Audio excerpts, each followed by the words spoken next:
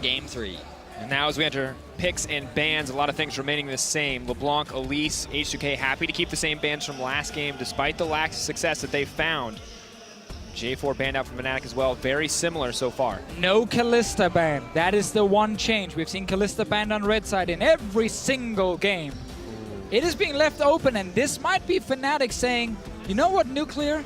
We're not afraid of your Kalista. But I'm not sure what they would replace the ban with.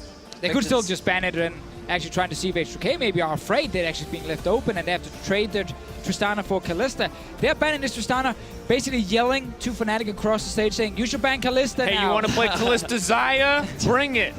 Ban Kalista is what they're trying to tell Fnatic. But I think Fnatic will say, you know, yeah, we're fine. Oh, this is 10. This final ban. I'm actually really curious to see if they're going to ban the Kalista away. Okay. Oh. They got the hint. Probably was holding up the sign, being like, hey, we banned Tristana. Don't give us Kalista for free. You should also ban it. I like that Fnatic are trying to bait him into this kind of trap here where H2K might have had to decide between Tristana or Kalista for a first pick. And now H2K, after getting crushed by this Xayah in the laning phase, they want it themselves. They do not want to make Nuclear play up against it again. So Gnar likely to be another high priority pick for the side of Fnatic, and Sivir has been left available if Rekkles wants to pick it up. He actually brought out a Jhin during the semifinals, and there was a lot of question marks around, hey, maybe you should have gone for more of a teamfight AD carry. But baby, there is a teamfight AD carry. Sivir comes in for Rekkles. Now, this has been banned away, was banned away previously by H2K. Very high priority pick for Fnatic that they take it this early. Now, of course, coming in, as you highlighted, Vedius, bit of a no-brainer for Source, it almost feels like, after he was fine in the laning phase against the Rumble last time. And we know that Alistar, by many pros, is considered a very strong pick into the Sivir because you cannot spell shield the full combo, so you're guaranteed to set up some kind of CC onto the AD carry down the bottom lane. And already H2K, they got exactly what we were talking about earlier on. Playmaker, Roma for Che, and you have a lot of options to set up around. Hold on.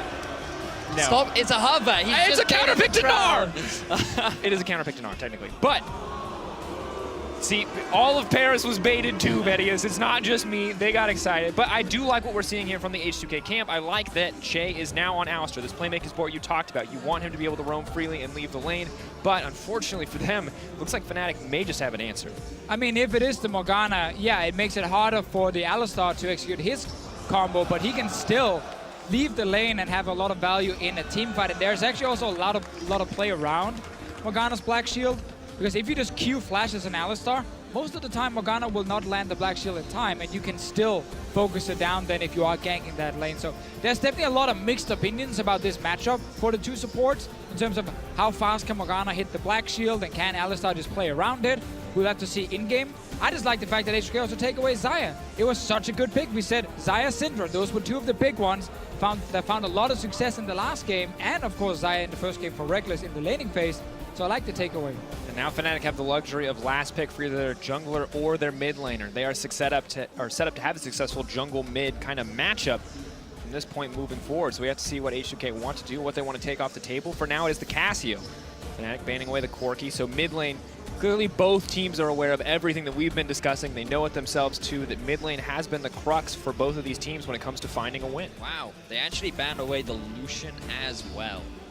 A lot of respect being given over towards Featherman. We talked about how he is one of the best performing Lucians that we have in Europe.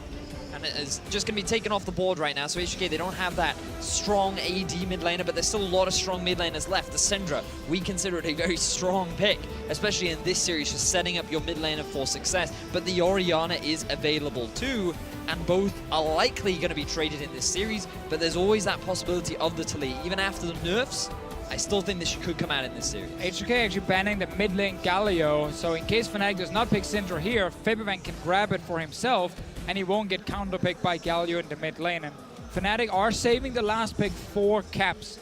He is a player, and I'm just gonna say it, who plays Aurelion Sol, and it is a champion that you can pull out, especially against a lot of these like mages in the mid lane. More or less legitimate than me getting excited about the Yasuo and top lane and Gnar. Aurelion Sol is always legit. Whenever it gets played on stage, it is very powerful. But it's H2K's turn for now. With the Galio ban, it is signaling to me the Syndra pick is what they're looking towards. But let's see if they have other ideas. It's going to be Orianna then. So Galio ban to me, kind of wasted. Orianna, all right. Well, now they have a delivery system with the Cow combined with the Orianna. Sejuani has been a solid pick for Jankos thus far in this series. Wonder if he'll go to it again.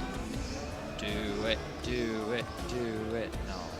I actually get really excited about him. I thought he had huge potential. You got it. Could I got massive change. not Yasuo, but a Mumu. Yeah, but he could actually work. Not here. Not today. It's right. going to be the Sejuani. We're not going to get into why Mumu could work. Let's not go down there. Spare me the Mumu. Let's look at the most meta comps that I think we can have in the current 7-16 meta. Morgana's a slight mix-up, Vedius. Slightly, but yes. We do once again see two different compositions in terms of what they want to accomplish, but the thing we keep coming back to every time we see these teams play, and now here again in Game 3, is who has the advantage when it comes to mid lane, to setting up plays around mid lane, to looking for the early aggression. And this time it will be Fnatic again with the Syndra and the Gragas body slam gank. It can be very hard for an Orianna to escape. Sejuani is again more powerful if she goes to lanes with big melee champions where she can connect her stun very easily. So that is towards the top side, but again, ganking for Cho'Gath early. A lot of teams do not actually look to do that and just leave him alone. But the biggest thing for me is Che on the Alistar.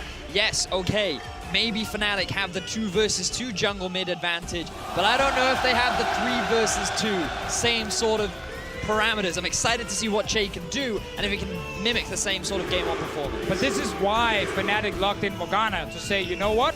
We have now an AD carry who does nothing but just perma-push a lane. We have a black shield and a spell shield to stop any engages from happening. They want to try and keep Che in the lane. Keep Che locked down so he can't just roam to the mid lane and get pressure on Caps. If they succeed, suddenly Jessis can actually leave the lane and he can go and help the Syndra and get Caps further ahead. Well, the series is locked 1-1. We're going to find out who takes the edge, who moves us to a match point scenario as we get geared up and ready for Game 3.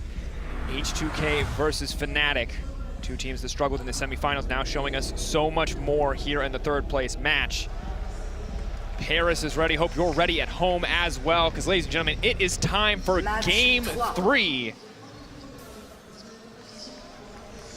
And I think you said it perfectly, Dracos. Both teams did struggle a lot in the semifinals.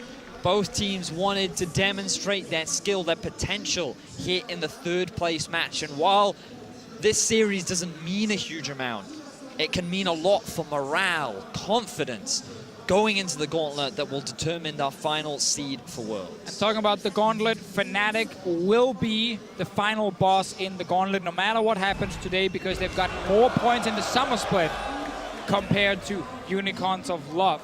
So that means Fnatic will only have to win one best of 5 to make Worlds. H2K, on the other hand, will have to run the entire gauntlet to make it to Worlds. They're starting with Splice, then they will have to play Unicorns, and then they will have to play Fnatic again. This is the hardest path to World of any team, let's be clear, because after they dropped out in quarterfinals, after they suffered now in semis, only because every team that appeared in playoffs in spring also appeared in summer, where they even guaranteed a spot in the gauntlets. And now, as you mentioned, they have to fight their way from the bottom. But I feel like if they can show us here that they don't collapse under pressure, that they can go toe-to-toe with the top team, then maybe they can run the gauntlet, that they can take down all these top teams. And I think that's the biggest thing for me, Dracos. Can H2K perform right now? Because they had a good game 1, they struggled in game 2, but that shouldn't be enough of a tilter. They realized that they fell behind, and I'm hoping that they learn from their mistakes and give us a close game 3, as we just see a bit more trading now in the bottom lane. Seeing how Nuclear does. We have to keep our eyes on this guy.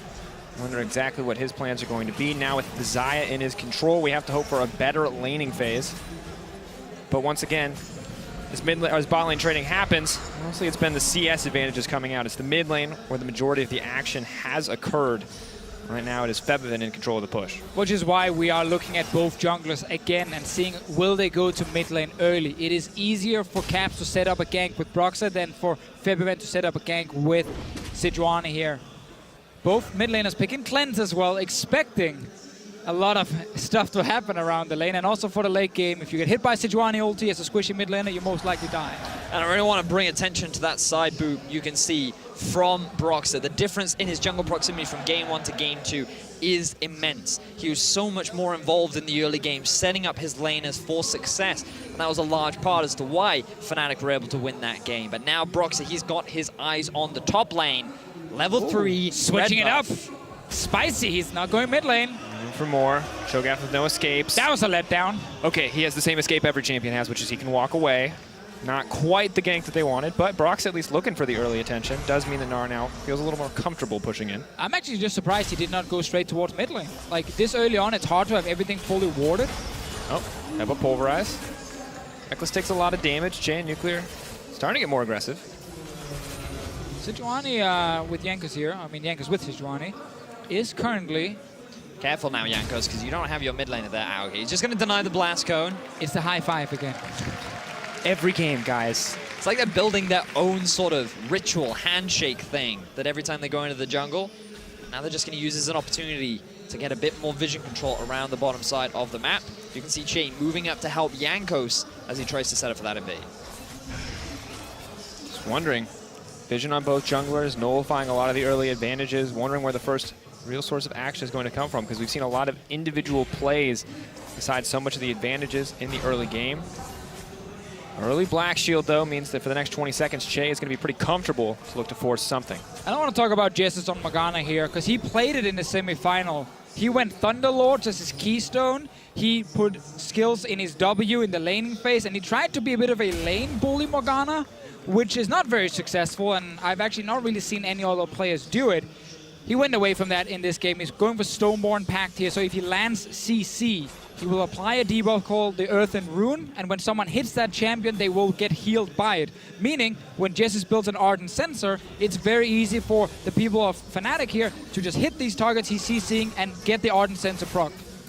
Interesting to see him kind of back off the gas now, because they were so successful in the last few games, specifically Reckless absolutely dominating Nuclear when it comes to these individual performances. And while Jesus may have backed off, Broxah may be looking to get more, but look at that CS differential, 29 at 15. And in game 1, it was 19. So this has just been constant domination on the Xayah coming in from Reckless. He's having a good series so far, really demonstrating his superiority over the bottom lane of H2K, who we did talk about did struggle against G2, but he seems to be hoping now that they can return to form a little bit, as Nuclear and Che do have a slight CS advantage in the 2 versus 2 down the bottom lane. Thanks to a few early levels, we're able to bully out the Sivir and the Morgana. But so far things very even between the two teams. No hyper-aggressive early plays. H2K looking to get a bit of deep vision control into Brox's jungle. Looking for each other. Sivir obviously always needs a few levels before she really starts perma-pushing that lane. Double longsword is not the greatest back from Reckless side, and he's against a BF sword on the side of Nuclear, which of course is quite superior in terms of the damage he can deal, but it does require Che still to land a combo against Spell Shield and Black Shield. So it is very, very difficult. Che will have to try and see maybe if he can actually bait Jesus to Black Shield the wrong target and then go for either the Morgana or the Sivir, depending on who did not get that Black Shield. Fortunately, Jesus did not put any points in his W this time around. Hey, he's not playing for lane, we love it. He's just going for the Black Shield and the Binding as well. So playing full utility there to try and help out his AD carry, but also Infernal Drake on the board in this early game. So going to be a big point of focus for teams, not this early on, because again, we still have scaling on both sides. Something that we're seeing very much in the current meta, especially when Kallista's off the board, is that teams like to scale. 20 minutes, once they get the 2 items, very much catered towards team fighting in the later game or around Dragons and Barons. That is what both teams are going towards, so there's no need to force any big plays in the early game. And we talked a lot about that in game 1, but it didn't really come to fruition. We saw some of those individual plays, the surprise ganks toward mid lane, and while both teams could seem content to scale, I'm wondering if we're going to see any of these more aggressive plays now that the ultimates are starting to come in, now that Sivir is approaching that level 6, Xayah as well, mid laners already with their ultimates available. I mean, again, it's kind of interesting that Broxah did not pay any attention towards mid in a game like this one, at least to try and put a bit of pressure onto Fibben. It's been just a free farm lane for both mid laners. No one has, as you said, really looked to be over-aggressive, and there is a fairly simple gank setup, at least to force the cleanse. But look at the early boots there on Che. He hasn't gone for the mobility just yet. He wants to get himself the health crystal too. Likely his next back, if he can, he wants to get mobility and the sight stone as well. But his focus is on trying to move around the map. You can already see trying to use his opportunity to get a bit of deep wards around the bottom half of Fnatic's jungle. This is allowing Nuclear and Shade to continue their aggression in the 2 versus 2. February playing so aggressive in this mid lane. Few wards around him. They saw Broxah earlier as well. They will see Broxah again on this ward here, placed deep in the jungle. So February feeling very confident that he knows where the jungle is. Broxah might look for the first gank, but again, he's spotted by 1 and now 2 wards. And this is important because Caps had such a fantastic game in Game 2. That Febiven is not playing scared, that Febiven is not backing off and sitting back, that he is still willing to be that aggressive laner that H2K need despite how it counted against him in that Game 2. Because you can see Caps, Game 1 was a struggle, but Game 2, man, looking awfully nice. But look at the difference in jungle proximity. JP, as you see there, 12% in Game 1, 36% in Game 2. It's how much time is the jungler spending around Caps. And a massive jump in Game 1 to Game 2, and of course a big difference in the early goal difference. Now you can see Che hanging off towards the flank. You can see that Febiven is there with him. They're looking for a setup on the dive in mid. No ult available for Febiven, not going to pull the trigger. Broxah is there as well, but it could be the 3v2. Tower, the potential third man for Fnatic. But I think what we've learned here, Dracos, is that when we play together, if you gank in the middle lane, the mid lane is better set up. It's really weird because every time I talk to Deficio, he says I should gank the bottom lane, which is the lane that he's located in. Medic says the top lane, which is the lane he's... I'm starting to think you might be a little biased. Statistics clearly suggest that when you invest resources, you are very set up for success. Now, they're going to use this pressure that they've gained from the mid lane in order to move towards the blue buff. So Febiven, realizing that utilizing Chase pressure to set up for the dive allows them to get this blue. But we have to remember, H2K just used their push in the bot lane to try and create a play that didn't end up in anything but a blue buff. So now it's Fnatic's turn to actually say, okay, you just made a play, we avoided it, now we can make a play, and they're going to the top lane and trying to get a lot of damage on the tower here. Bottom lane, the same is happening from H2K side, so both teams looking to trade towers. And you can also see Odo moving to the mid as well, so this means that H2K, they have full control over the river. The Rift Herald will be spawning relatively soon, but they're going for a play onto Reckless. Trying to lock him down. Jez is there as well. Che trying to come in. Jez is not there, rather in the mid lane. That's going to be Che looking for a little bit more blood. Reckless, as you noted, does manage to make it out. That was 1 versus 3 that Reckless has managed to escape all that CC. Getting out alive here. They still lost the first tower in the bottom lane. They, of course, lost the blue buff, and an Infernal Drake is sitting right in front of all the H2K members. So this first back here from Nuclear and the first pick of Xayah is paying off already. These guys lost the 2v2 lane in Game 1 and 2, but now they're winning that lane against Fnatic, and they're using the advantage to secure the Drake and tower. It's a good look coming in right now for H2K. Fnatic just slightly behind in gold. Towers now evened up, and Infernal Drake backing them up. And I just have to wonder, Xayah is doing so well no matter who gets their hands on it. Is this just the third AD carry to add their name to the ban list? Is it going to be Tristana, Kalista, Xayah every game from now on? It could be, but what Fnatic is saying is that we're happy for you to play Xayah. They knew they had the Sivir left up available. They were more than ready to make that trade. And I think it's just a confidence thing in their ability to 2 versus 2, but Nuclear and Jay definitely look so much more confident when they are playing the Xayah Alistar in this bottom lane matchup. So I think that H2K, they found at the very least their comfort AD carry. So far they're making it work, but you have to respect a lot as well how Jankos is using his pressure to help them succeed by moving down and taking that tower too. Once again, though, eyes on the next big play. Pressure not in the favor of Fnatic as that mid lane is so close to collapsing, but definitely not an easy take for H2K. Would take a large commitment of resources. Well, H2K will have the window again to actually leave the bottom lane and get that mid lane tower down. It is so low. Nuclear will kill this last minion here, and then he can freely go towards the middle lane, force Caps to play more passive, and secure the turret here. They are currently looking for it, and February also gets a nice trade, not to kill Caps, but get him low. Force him to play even more defensive in lane, or he will die to a gank. So this is a really good ulti from Febiven, and it's just setting up all the pressure around mid. You can see Caps, he realizes 50% HP, he needs to leave. No pots in his inventory. There's no heals on that Morgana. No option to defend here. That means yet another tower gain for H2K. It may not be a bloody game, but H2K are playing it pretty clean here. Exactly that, Dracos, because now they have the option to start playing around the Rift Herald, and that becomes, or adds another layer to allow H2K to start sieging onto these tier 2 towers. So now I want to see this bottom lane start moving around the rest of the map, start threatening towards that top tier 1 at the very least, make that Rift Herald a slightly higher priority. Rift Herald still up and available, no dragon. One last outer tower remaining for H2K to take, but it's on the top side. It means going through Gnar. It means utilizing Odoamne, who is suffering a little bit in the matchup at the moment. Well, for Odoamne, it's all about just stay alive, keep trying to get whatever farm you can, and then let the rest of your team carry.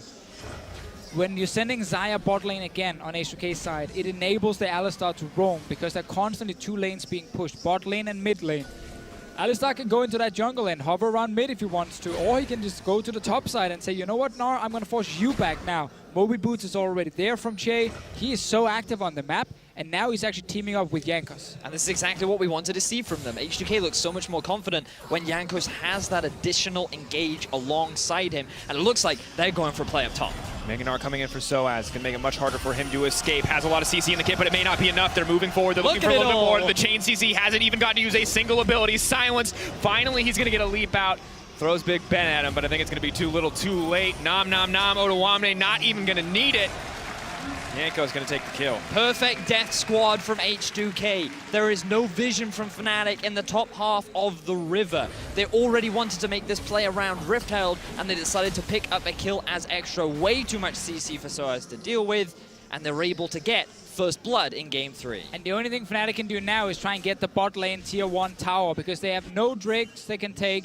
They are pushing currently with Reckless and Jesses. TP is available for both top laners, so this should be a tower for Fnatic, but losing the top lane tower for it, losing the Rift Herald, there could be another tower. It is looking very, very tough for Fnatic in this early game, and H2K, clean execution. And this is the H2K that so many people expected coming into the semifinals and coming into playoff. Clean macro, strong early game. You have all these great individual players that just seem to work so well as a team. But against other top teams, they always seem to struggle. They always seem to underperform, but now they're making it work against a Fnatic, who, let's not forget, did finish 11-2 during the regular season. And now H2K taking advantage. They know they have the tempo lead on the top side. They're going to try to utilize that Rift Herald to keep the pressure up. Fnatic very behind on the play at the moment. Pushing in on the bottom side. Nuclear is going to be there to match him. They know Broxa is not nearby. Nuclear is safe now to approach the tower to clear these waves. That's going to stop the Fnatic push in their tracks, but at the end of the day, it's still just a bit more damage on the top side in favor of H2K. We're going to have to see what they do next to keep this advantage going. Yeah, next objective should be that Ocean Drake. When you kill all the outer turrets this early, it actually tends to slow down the game for about 5 minutes because there are no major objectives you can go for anyway, other than, of course, in this case, that one Drake that Fnatic might have to just surrender because they're getting pushed in both mid and bottom lane. And then we were kind of just waiting for Baron to become the next big thing for H2K. But also, it's really important that you not only maintain this gold lead, you don't want to be giving away things like your mid-tier 1 tower, but you also maintain vision control in the enemy's half of the map. When there are no tier 1 towers standing in your way, and you know you have that slight gold lead, you should be in a favorable position to set up that deep vision, maybe look for a pick, but primarily, as you rightly said, Deficio, give you control over these future objectives that H2K will have an easier time to set up for. And then you also start just taking away jungle camps. Like, deny all the resources possible so Broxa can't farm anything. And whenever Fnatic are showing in a lane to take down a minion wave, well, H2K either look for that pick against him or just go on the other side of the map and have a numbers advantage. But for now, though, Fnatic are still not that far down. They can't actually fight back. It is just very tough when you've already seen this Alistar roam around with the Sejuani, and you need to respect that. Chess is doing what he can, but he sees multiple members trying to clear out the Fnatic vision he just placed, so he's going to look to roam just a little bit deeper. Not taking too many risks, but wants to make sure he has as much information as possible. Knows the Ocean Drake is a potential option. Maybe one that Fnatic are willing to fight for. But you can see in the mid lane, H2K always saying, let's push mid first so Caps cannot move, and then we can start going down the river and go for the big objectives here. The Syndra is still sitting at the tier 2 tower, not even nearby, and as we said before here, you just have to give up these river objectives and see the enemy team take them. And it's also really important to have that mid push too. For any viewers at home, wanting to try and improve in your rank 5's experience, it also allows you to get that deep vision into the enemy half of the jungle, because Fnatic, you can still see they still have a fair amount of wards around the river, but H2K were able to push that back and get their own deep vision because they had that control over mid. And that's why we see so much priority from so many teams right now trying to invest resources into their mid laners so that it becomes easier to get this push. And right now, a lot of that pressure is, as you already said, coming from Che. Fnatic, though, not playing too scared. H2K back to look to reset the map. Odoamne, though, now looking a little bit hungry. Rupture is going to connect onto Broxa. Chain CC just going to keep it going. If they take down the jungler, they can get the Baron. But he does manage to make it out. Now it's Odoamne who's in trouble. He's going to get picked off. Fnatic finding a way back into this game. Big kill here for Fnatic, stopping H2K from actually getting further ahead. That was an all-in engage on the Gragas jungle. Ended up backfiring. We're still only 18 minutes in, so hard to get much more than just one kill. But it will slow H2K down just a little bit. And look, they're still trying to go for these invades. H2K and Fnatic should know that either one are trying to set up for this red. Contesting it. Yoink. Yeah, Cap says no. Reckless's red. And Broxa says red. no, it's my red. So, not everybody gets what they want, but H2K at least deny it over to the 80 carry. Nuclear now gets an opportunity to free hit onto the tower. Won't be so free if the pressure keeps going. Broxa leaping forward, but no body slam, or no flash rather. Makes it difficult to connect that body slam. However, Fnatic just trading pressure. Yeah, again, Fnatic want to keep Source in the side lane with Black Cleaver trying to just push and choke at. Right there, Febby was sitting in mid lane, so if Broxa had found the engage, they could maybe have tried, but there were no big ultis, no Gragas ulti, no Sivir ulti to actually really set up the fight. So they have to just kind of wait for these cooldowns. The game is still so even in terms of gold. It's just the Drakes being in favor of H2K at the moment. And now the Baron spawning in about a minute's time. Shockwave comes down onto Caps. No mana left, but Soaz is here. He's looking for the follow-up. He's not even going to need the Mega. One more proc. That's the Hyper. Easy pickup for Fnatic. And this is one of the reasons Gnar is so successful in Europe. You win the side lane split pushes. You push in the enemy top lane, and then you leave. You go towards your team, either as a Mega Gnar, or in this case as a Mini Gnar, and you just join these potential ganks, these potential fights. This is the all-in from H2K, using everything on trying to kill Broxa with the Feast, but he gets to flash out in time, and then it's a really good ulti to knock Odoamne right back in the team after he gets stunned by the Syndra. This is the next fight we get to see. Look at the bottom lane. This was Source pushing in the Cho'Gath and leaving. Febiven ends up being caught out in mid. And you even had Broxa coming in through the river as well, and I think that was just another lapse in judgment from Febiven, not properly appreciating who was visible on the map and whether he could look to try and make that kind of a play. Yeah, basically what happens in this situation, and this is something the coaches talk a lot about, is the communication lacks for just a moment. The top laner does not call early enough, hey, the enemy top lane has gone missing, he could be mid lane, careful. So the mid laner is like, oh, okay, I'm not really thinking about what's happening in the bottom lane right now. I think maybe Source is back in base. And then suddenly Gnar shows up, and both members go like, guys, that was a simple one. We could have fixed it. Anyway, let's get some fights. This is pushing forward. No one else here to do damage. Broxa on the way. No flash body slam. Your eyes on Odoamne, though. He is trapped on the bottom side of the map. Already used that TP. Cannot join these fights. So Fnatic are guaranteed a man advantage via the power. So as is TP, and already have pressure in their favor. Throws him out just a little way out. And you can see as well how the map seems to have shifted slightly more in the favor of Fnatic after those 2 kills happened, because H2K, they tried to force that fight in mid, it backfires. Febiven, he tries to just put a bit of pressure down mid, and it backfires as well. And now Fnatic, after getting a bit of extra gold onto their 2 solo laners, the fact that Odo doesn't have his TP, Fnatic just feel a lot more confident. They're controlling the side waves extremely well. And they're the ones that are always forcing H2K to be wary of that potential Baron Rush. Yeah, it's quite funny that H2K actually, all they had to do for the last 5 minutes was just push your lanes, set a bit of deep vision in, and wait for Baron to spawn, because you have a Cho'Gath. You can nuke down the Baron and feast it. Yep. That's kind of your way to get further ahead in the game. But they opted into these all-in fights. And then, of course, after, as you said, with Source moving around. So now they're doing exactly what they're supposed to do, which is aim for this Baron here with the Feast. So they also want to try and get the teleport out from Source. Right now, there are no wards for him to come into. Here he comes. Not sure if it's spotted. Nuclear going to get hit up over the wall. The heal does come out. H2K starting to feel bad about this one, but it's Caps who's isolated. Beautiful use of the Blast Cone. Oh no, H2K are caught in the middle of the team. They need to pick one avenue or they're gonna get pinched. Now pulling back to safety, looking for the disengage, trying to get this fight away from them. Black Shield gonna block everything in their exchange. Fevin is gonna get popped. Caps is knocked out as well, and Soaz is going mega. Nard into the wall and taken down. That's the double. And a great team fight for Fnatic. They get the three-pronged attack from behind, from the left, from the Baron. They're going to get the clean ace, and they're going to make the crowd go wild as Fnatic secure a Baron. And that's the coordination we like to see from Fnatic in these fights here.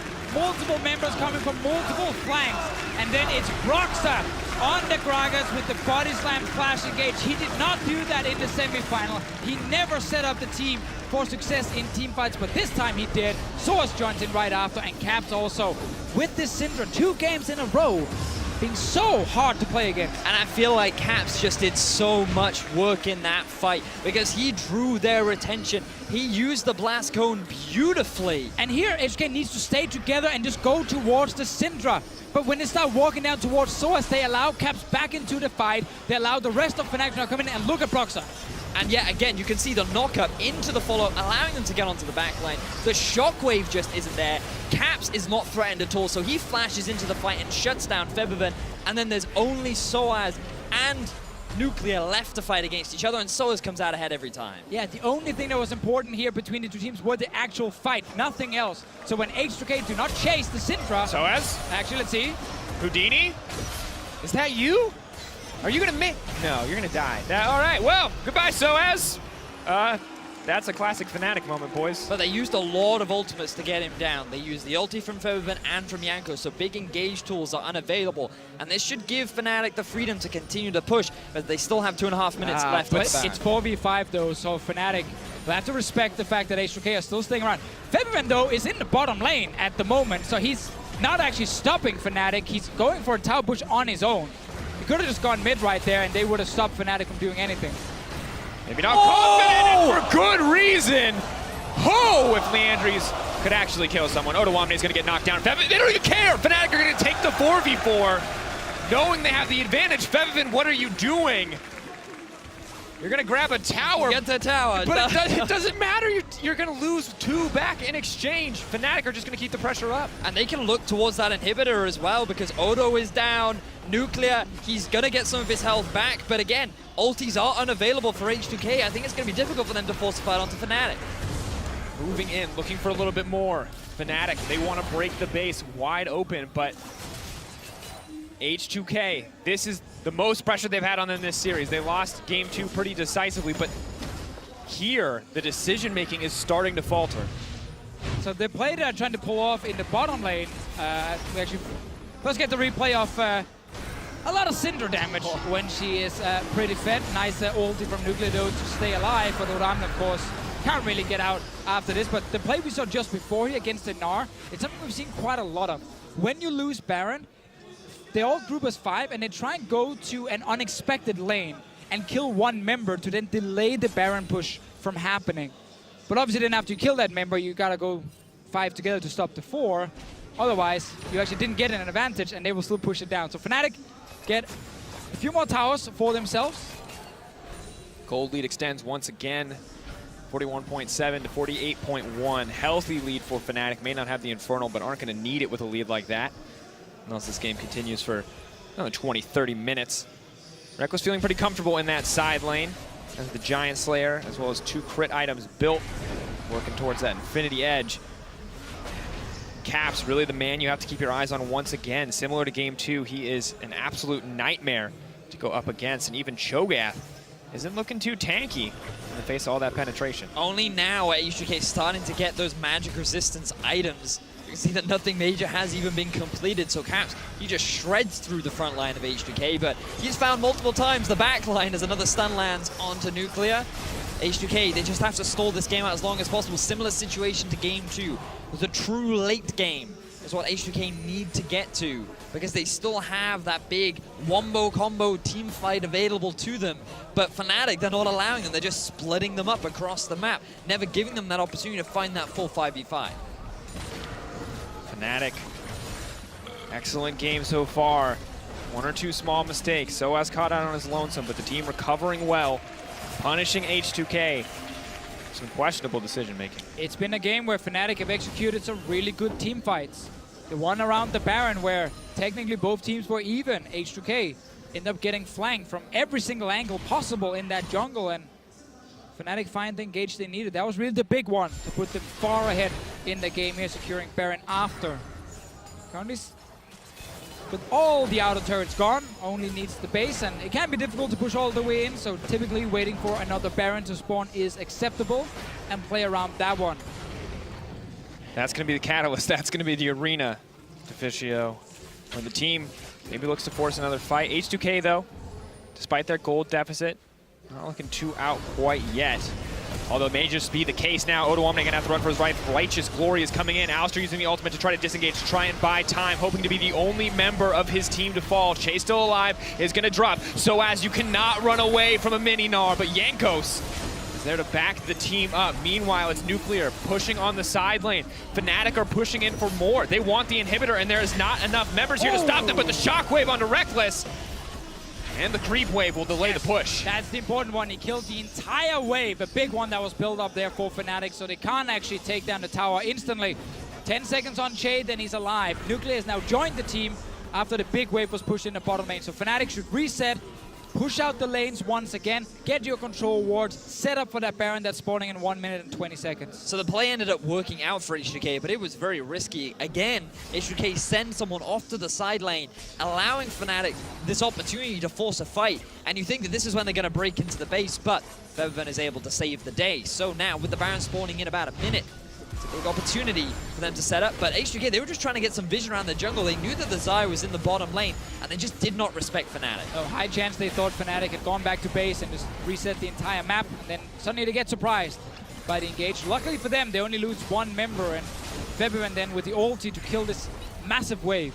Yeah, and we saw both of the carries, both of the damage threats on the side of Fnatic pursuing Che were not able to follow up on the slows that Soaz putting out, so very fortunate, as you mentioned, for H2K that they survived that exchange. Now Baron 30 seconds away. Fnatic still hold the gold lead and the item advantage. Oh, beautiful play coming in. It looks like it might just be the disengage, though. Fnatic not wanting to force this fight. Looking for something a little more on their terms as H2K now look to disengage. You can see again, Soaz still in the bottom lane. Level 16 has the teleport up. Fnatic continuing to utilize that split push threat. This is what gave H2K so much trouble in game 2. But Fnatic are taking advantage of it once more, as H2K still try to find the fight, but just keep struggling. Soaz backing off. Maybe looking to complete an item here as he retreats. It is going to be the Locket coming in. Scheduled now for double Lockets on the Fnatic lineup. Of course, Locket, Gargoyle, Stone Plate. Always sounds so good, so rarely works. Disgusting interaction, but yeah, as you mentioned, not quite as popular as we expected when you theory craft the math, right? We're like, 3K shield, but a lot of gold investment for that. First, the Fnatic are still pushing out mid, letting the minions do all the work in the side lane. Odoamne is actually not killing them just yet. This tower is taking even more damage, down to about 7-8% HP. And the Baron's still on the cards for Fnatic. They're happy to just buy time as Broxah goes in.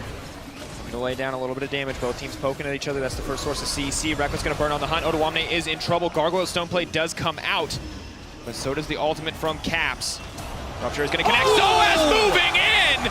Now looking for a little bit more. He's going to back off. They want to get the kill going. Yanko's going to get the ult for the disengage. Pulling back, so the silence comes over the wall. Soaz leaping forward, throwing down the slows. Mini Gnar is on the way. He's going to be able to chase anybody he wants. Caps is off to the side. Once again, it's H2K in the pinch. Shockwave is not good, and that means a fight for Fnatic. Jez fearlessly flashes forward. It is effortless as Fnatic look to clean up H2K in the jungle. Such a good team fight again from Fnatic. They're actually going for another one. Oh, Featherven in trouble. Little bit of a slow. Reckless is on the hunt, trying to get as much movement speed as possible. Binding going to connect onto Jankos. Might just be a dead Sejuani, but at the end of the day, massive advantage to Fnatic. And Fnatic were tired of waiting. They go for the fight. Soaz sets everything up, and then the rest of Fnatic collapse on the H2K lineup. We're going to game 4 with Fnatic in the lead. Coming in looking confident. The execution in that fight was flawless. A beautiful play from Soaz to kick it all off. This Gnar is absolutely unstoppable. And as Che just throws his body onto the pyre and H2K starts to burn, it is Fnatic who will take us to a match point in this series. Eventually, Dracos, they gotta play around for some more kills. And got it, nice. Yay, seeing Parasiters. 2 kills to 15 in favor of Fnatic. Things looked so good in the early game for H2K. They were playing around the map beautifully. They had a good advantage down in the bottom lane.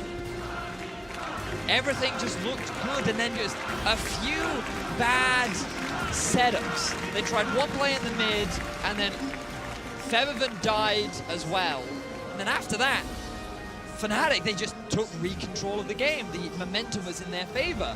And then fight after fight, play after play, everything was constantly going in the favor of Fnatic. Yeah, after Fnatic got back in that game, H2K rushed down to Baron and tried to. And that was the kind of game-winning team fight for Fnatic, with the 5 versus 5 going in their favor. And the Sivir had some issues in the laning phase, was very good in the late game. It was, again, more about actually the solo laners on Fnatic. Soaz winning the side lane the further we get into this game.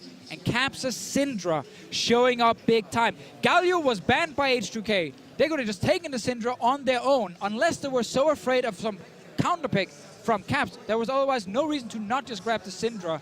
Gnar and Syndra seem unbeatable in the hands of Fnatic. Because Soaz, last game he was 0-3, and he was still that side lane strat, still putting down that pressure. Caps, despite maybe a rougher start in this game, is still consistently performing on this pick, and we have to see some adjustments coming in from H2K. And guys, one thing we didn't really talk about, Soaz still undefeated on this Gnar. He's yet to lose a game this summer. You have to wonder, when are they going to take him off this champion? I mean, the thing is, they are beatable 100% on these champions. It's just harder to do because Syndra and Gnar are fairly easy to execute, and it's something these teams have been playing with for such a long time. They're so used to these different champions, and we're not seeing the same success for Cho'Gath, as an example, one of the newer picks in the meta still for the last few weeks. Yeah, not working out. Well, Fnatic secured themselves a lead in Game 3. Let's send it over to the analyst desk to break down the action. Thank you very much, Dracos. And a lot of sentiments at the analyst desk here was the fact that Fnatic individually, 1v1, they seem to be rising above and taking the momentum of the arena and outplaying their opponents. If that is on easier to execute champions, we'll leave that in the middle. But I'd like to jump straight into one replay, 22 minutes in rather, because this is where Fnatic really takes over the game when it was relatively even. Yeah, actually, the game was kind of close because they had kind of a struggle in the bot lane, Reckless not dominating the way he did for the first 2 games. And at this moment, there is good initiative from Fnatic, but H2K seems to not communicate the perfect way, and Soaz shows himself on Gnar the way he did for the whole summer split and actually pushed the backline away. And the conversion is so good from Fnatic from this point that it's extremely hard for H2K to come back with their setup. I think whenever you find yourself in a predicament like H2K, it's very clear that Fnatic, when the situation is even, when the situation is like this late game composition from both sides where both teams are very strong, they're going to be bested in team fights. Fnatic are plain and simple, better individually, so it's up to H2K to take some risks. To take some risks, and you've especially pointed out when we were talking about the game, the Cho'Gath as kind of a trap for H2K, or specifically with the Gnar. I feel like in this case, you know, if you're going to pick the Xayah, which is obviously the strongest AD when Tristana is out, is going to win those matchups bottom. It's a good pick, of course.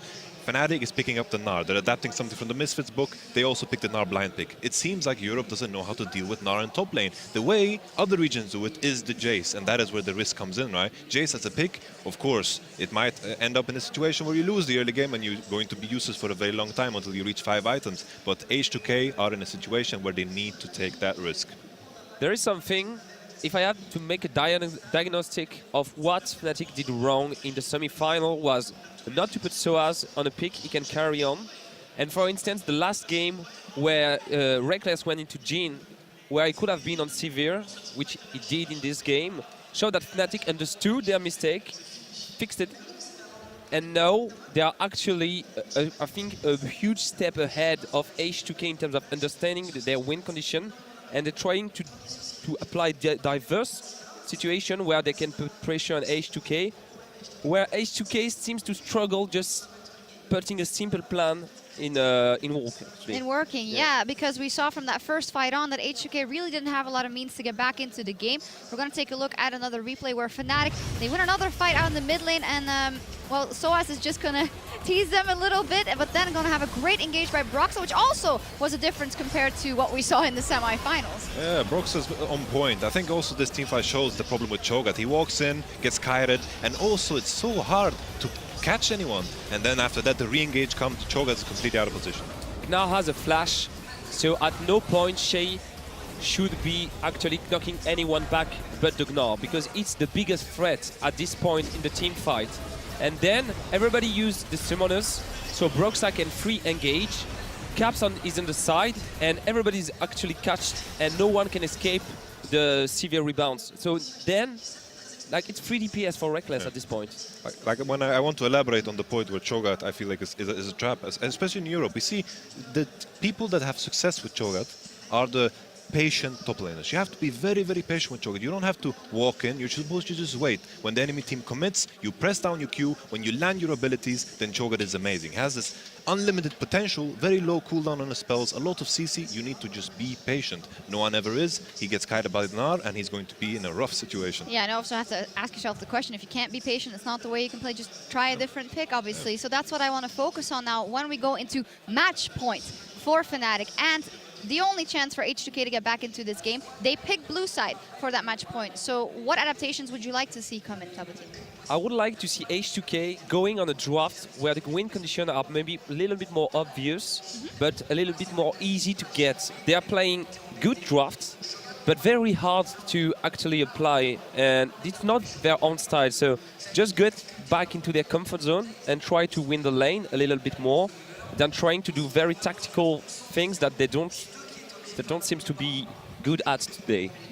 I think, plain and simple, I think they need to drop the Tristana red side ban. I think banning Tristana Kalista doesn't seem to work out because Xayah is very dominant in bottom. The AD carry ban doesn't do much. I want to see them drop that ban. I wanted to pick Gnar very early on because Soaz has showed that he doesn't have a response to it. They even banned it in one of those games when Fnatic was blue side. And if they can't do that, make sure to put Odoamne on a matchup that he counters the top lane and then try to play around mid-top to try to create an advantage. I want to see a Camille of some sort. I want to see a carry from Odoamne. I want to see some potential where he can actually make something out of this advantage that he's getting against Soaz in this push, because Soaz is playing very defensive to avoid these ganks. Very good from him, but you can get more out of it if you're actually a carry up top. You want to see Odoamne pick a carry and challenge Soaz in his own house and maybe turn the tides for H2K. We'll see. The series is on the line for H2K when they return to the stage. Can they tackle the pressure and take us to Game 5? Find out when we come back.